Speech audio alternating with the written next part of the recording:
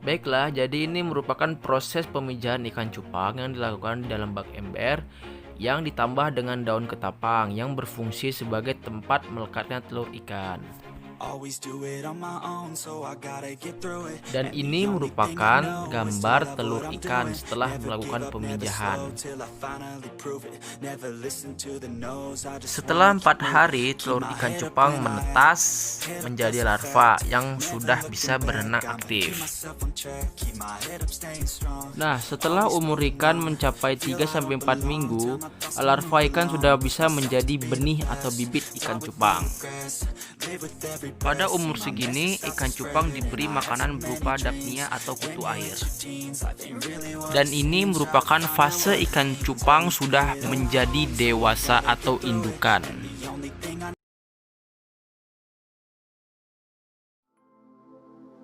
Nah, kali ini saya akan menjelaskan pada video ini yaitu perkembangan telur dan larva ikan komet. Jadi, ikan komet akan mulai kawin setelah berumur sekitar 8 bulan. Ikan komet kawin ditandai dengan jantan akan mengejar-ngejar ikan betinanya. Pada umumnya biasanya mereka akan kawin di pagi hari.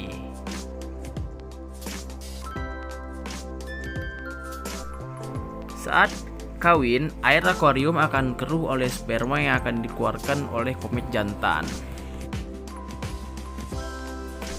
Telur yang akan dikeluarkan betina akan menempel di benda-benda dalam akuarium, seperti pada video ini yaitu batu. Nah, awalnya telur-telur ini akan berwarna bening jika belum dibuahi oleh sperma jantan. Namun, jika sudah berjalan 24 jam, kemudian telur yang berhasil dibuahi akan mulai muncul bercak hitam di dalamnya.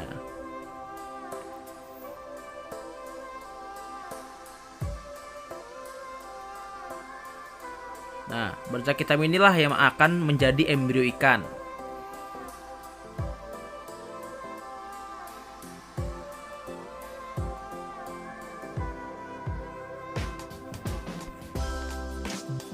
Telur akan mulai menetas pada waktu 48 jam setelah dikeluarkan.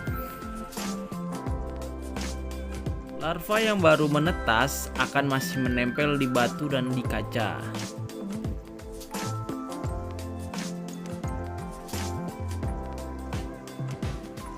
Nah, sehari setelah menetas, mereka akan masih menempel di kaca-kaca atau di batu.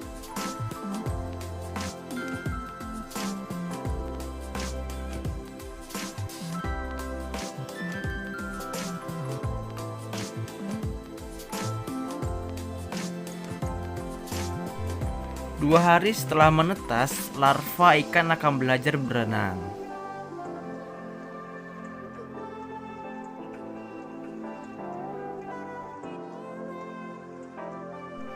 Sedangkan 3 hari setelah menetas, larva sudah bisa berenang bebas.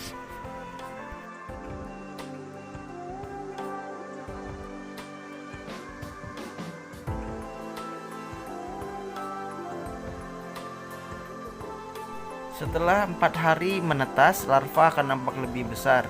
Dan pada umur 2 minggu, larva sudah bisa menjadi benih atau bibit ikan komet.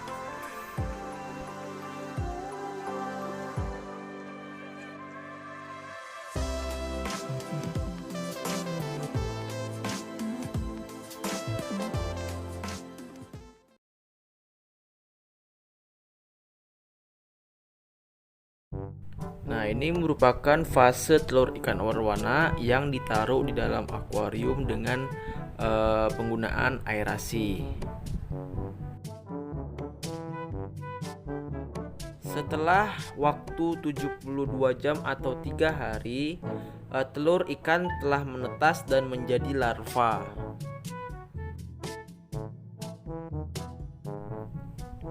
Dalam waktu 2 minggu, larva ikan sudah bisa berenang aktif.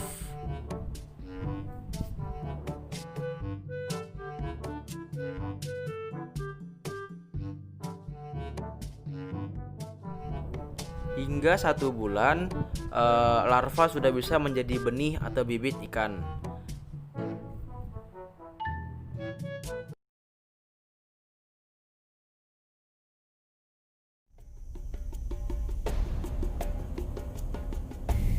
Nah, ini merupakan telur-telur ikan koi yang ditaruh di dalam akuarium dengan filtrasi yang cukup sehingga telur-telur ikan mudah bergerak dan melayang-layang karena sifat telur ikan koi melayang-layang. Dalam waktu 24 jam, telur-telur ikan koi sudah mulai nampak bercak-bercak hitam atau mata-mata dari anakan ikan koi.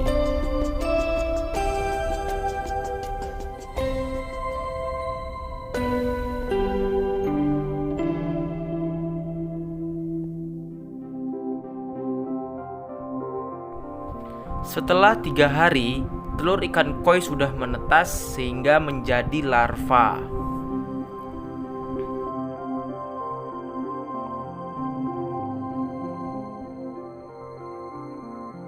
Nah, kalau ini sudah berumur sekitar 6 hari, di mana telur kuning larva sudah mulai mengecil.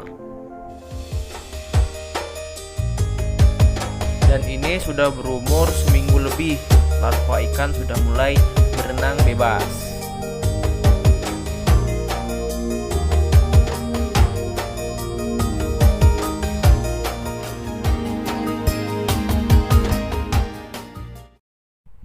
Dan ini sudah berumur 1 bulan dan sudah menjadi benih atau bibit ikan koi.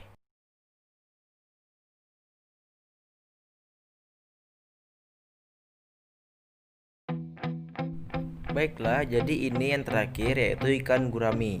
Di sini adalah fase telur-telur gurami.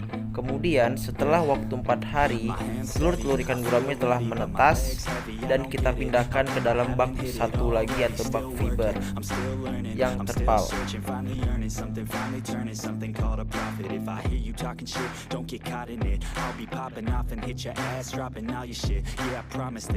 Dan ini proses larva diberi pakan kutu air di bak tong biru.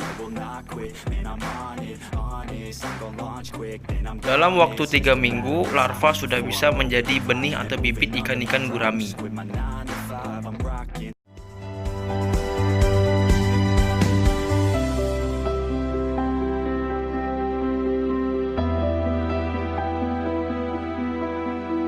Resirkulasi pada dasarnya terdiri dari 2 buah kata, yaitu re yang berarti kembali dan sirkulasi yang berarti peredaran.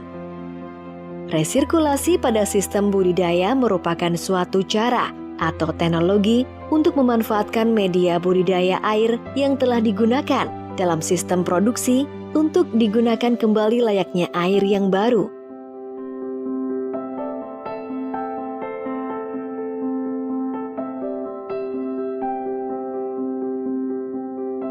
Dengan menggunakan berbagai treatment dan filter, baik itu mekanis atau fisik dan biologis, dalam wadah terkontrol, air sisa atau air buangan, atau air limbah budidaya yang seharusnya dibuang dapat dimanfaatkan kembali. Hal ini tentunya akan sangat menghemat waktu, biaya, dan juga air yang digunakan untuk proses pergantian air.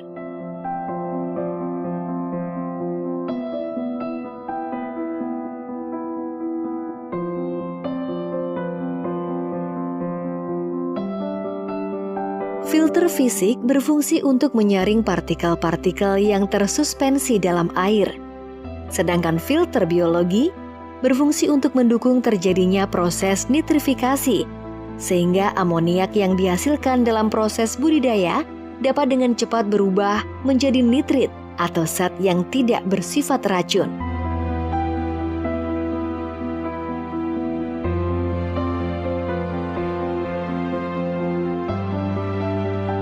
Di samping filter fisik dan biologi, dapat digunakan juga sinar ultraviolet dan oksigen generator. Hal ini untuk mendukung peningkatan kualitas air yang bebas dari bakteri berbahaya dan juga mendukung stabilitas kandungan oksigen dalam air.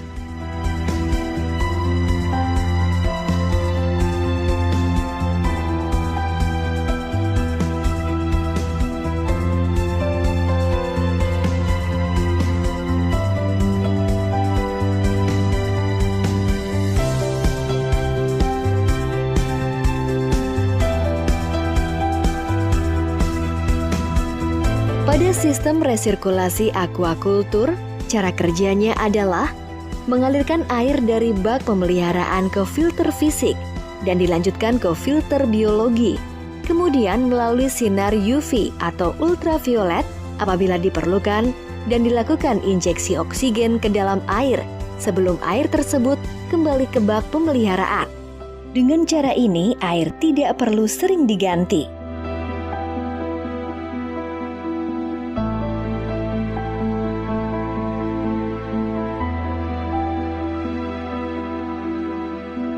Perbedaan teknologi sistem resirkulasi dengan bioflok adalah bahwa dengan sistem bioflok dilakukan pemanfaatan bakteri pembentuk flok untuk pengolahan limbah, di mana tidak ada perlakuan filtrasi di dalamnya. Sedangkan prinsip sistem resirkulasi ialah penggunaan kembali air yang telah dikeluarkan dari kegiatan budidaya setelah melalui proses filtrasi baik secara fisik maupun biologi, dan mengembalikan kualitas air hasil limbah budidaya kepada kondisi prima.